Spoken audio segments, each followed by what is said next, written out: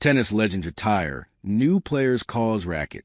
Whether you're a die-hard tennis fan or just happen to watch the U.S. Open final, because it is right before NFL Sunday football, you've most likely heard of the Big Three: Roger Federer, Rafael Nadal, and Novak Djokovic. These three individuals have ruled men's professional tennis for 2 decades, claiming 66 Grand Slam titles between the three of them. To make matters even more interesting, each member of the Big Three are in the top 3 for all-time Grand Slam titles won individually. These tennis legends each have won their respective titles.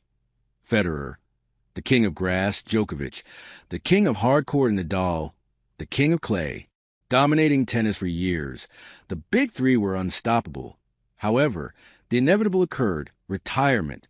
As years passed and new tennis icons appeared, the Big Three slowly retired out of professional tennis. First Federer in 2022, then Nadal in 2024. The last one standing is Djokovic at 38 years old. While tennis fans mourn the losses of their favorite icons, they do not have to cry for long. The Big Three is now turning into the Big Two with the emergence of Carlos Alcaraz from Spain and Jannik Sinner from Italy.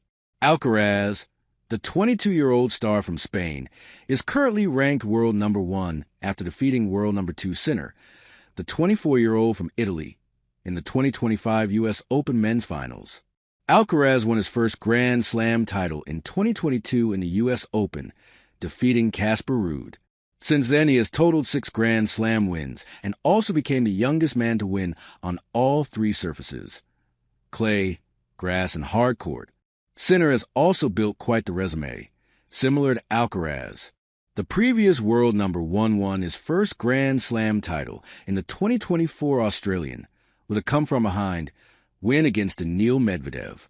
Sinner has now amassed 4 Grand Slam titles, winning back-to-back Australian Opens, as well as Wimbledon and the U.S. Open once.